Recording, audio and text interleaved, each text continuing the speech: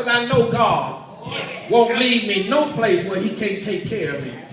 Gives me staying power because I know God will always supply my every need. He may not give me what I want when I want it, but I know he'll give me what I need right on time. It gives me staying power. If God don't change the situation, it's not ready to be changed, so I learn how to wait till a change comes. I wish somebody help me here. Peace gives me staying power. I won't cry. I won't agonize no one else. I won't agitate anybody else. I'll just learn how to be still and see the salvation of the Lord. Peace gives me staying power. Anybody in the house got any staying power? Can anybody testify to the fact that God gave you staying power? Why? Because God loves people who know how to wait on him. You got to have some peace about yourself. You got to learn how to have some staying power. You got to learn how to let God turn the situation around instead of you putting the key in the door and leaving your situation. You got to learn that God's going to favor the situation because you're in the situation. And since you're in the situation, he's going to favor you because you're in the situation. And since you are the favored one, he'll favor the situation. Why? Because you are his child. I wish I had somebody who knows the importance of staying the course, staying in the situation, allowing God to work it out. Why? Because God will always work it. I try to tell young couples this. In fact, anybody been married longer than 3 minutes know you got to have some staying power. That little sweet thing that looks so lovely, not always so. Come on, help me here.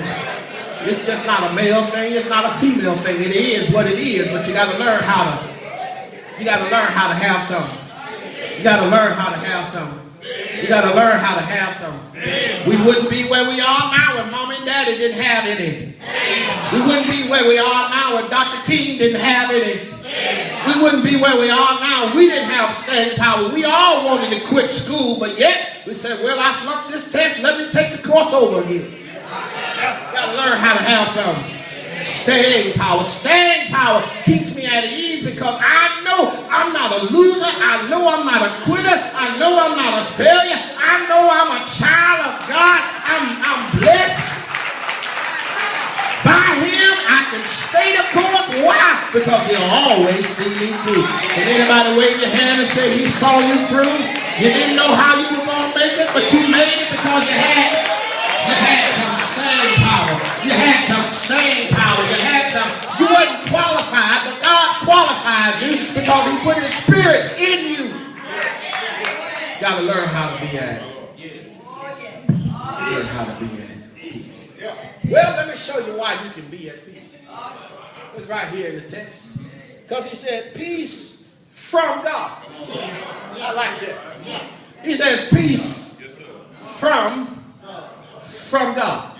Now, don't run past that word God because it's more than just the name of God. It's more than just the title for God. But that word, watch this now, theos in the Greek is literally the title for God's magistrate position.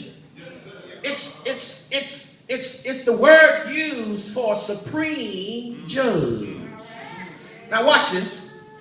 A judge is necessary because a judge brings about order when disorder is running rampant.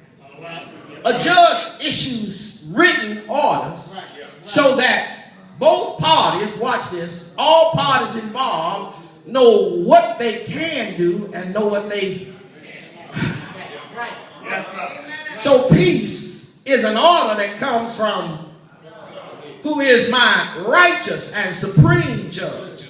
So he does more than just order my steps, but he also orders the steps of those and that entity that's trying to create havoc in my life. In other words, God orders that person, that situation, that it can only do so much and can only go so far. I wish I had somebody to help me here.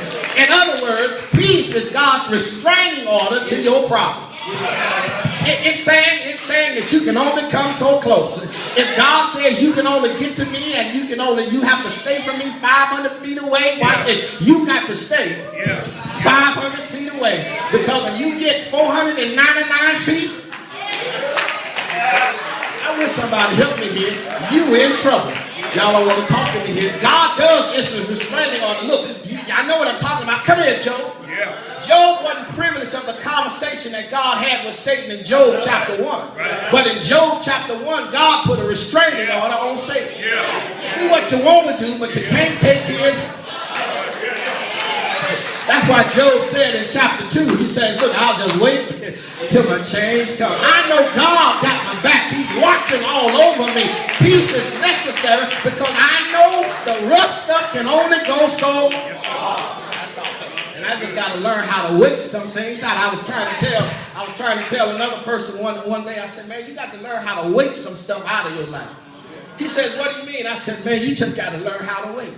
Let some things come to you instead of you always trying to run things out or run to things. Let some things. Learn how to be at peace. Learn how to just smile and wave. I told y'all this story before. My favorite movie that I love to look at, and my kids taught me how to watch it, is Madagascar.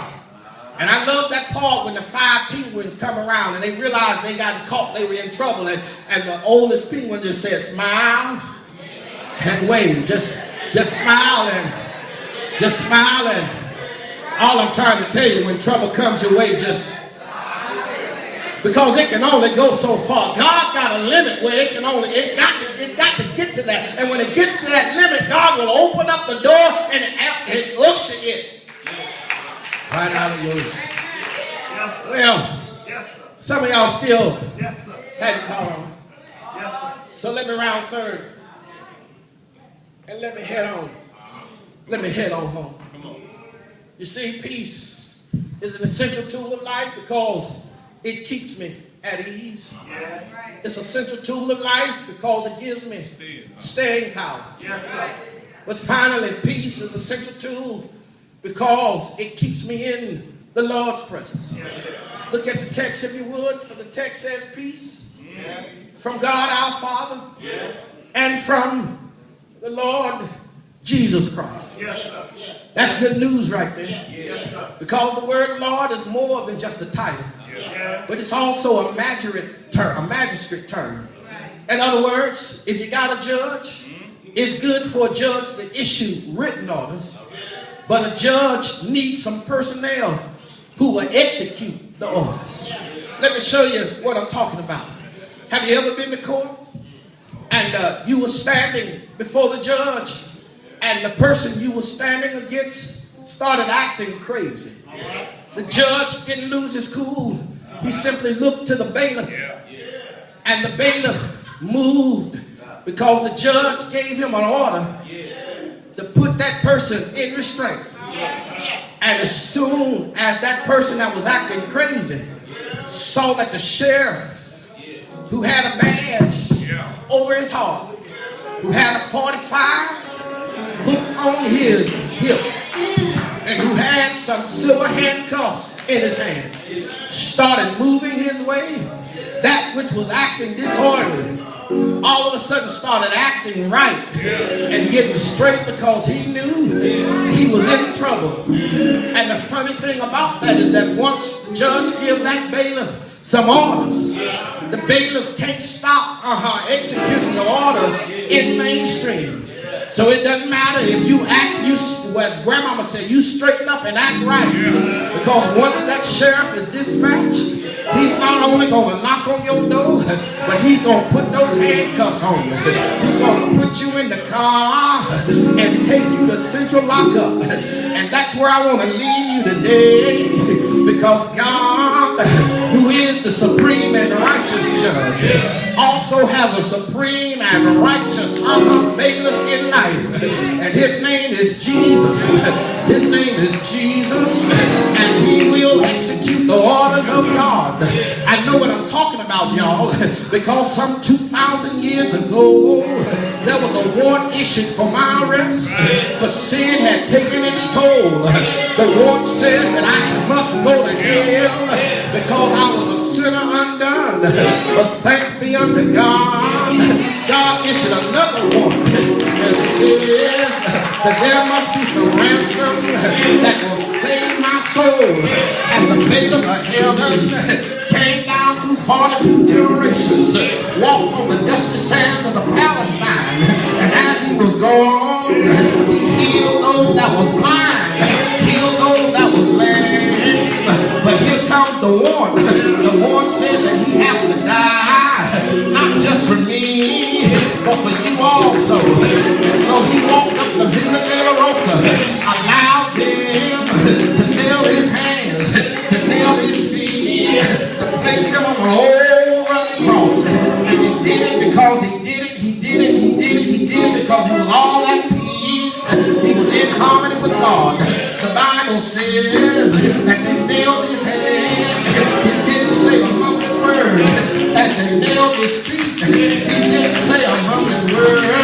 As they placed the crown of 72 thorns on his head, he didn't say a mumbling word. They raised him high because he was at peace with the will of God. Watch this now.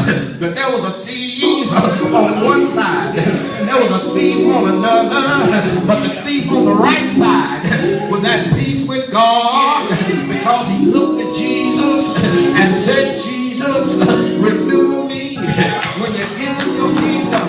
And Jesus says, chill out, man. I got your back. Today, thou shalt be with me in paradise. I got to go, y'all. But I tried to tell you that peace keeps me at ease. Peace gives me some staying power. And peace puts me in the presence of the Lord. Why? Because he rose with all power in his hand. Is there anybody here thankful that the Lord rose in your life? Can you say yes? Can you say yes? Can you say can you say yes? Is there anybody here thankful for peace? Can you say yes? Can you wave your hand? Can you stand on your feet? Put your hands together and give God a high five. Can you say yes? Say yes. Can you say yes?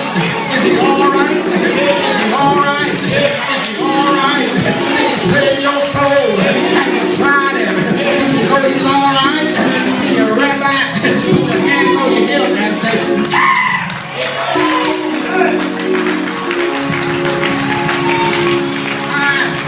I know he's all right. Do you know he's all right? Do you know he's all right? I'm through, y'all. But when I think about the goodness of Jesus and what he's done for me, I don't have to get mad no more. I'm at peace.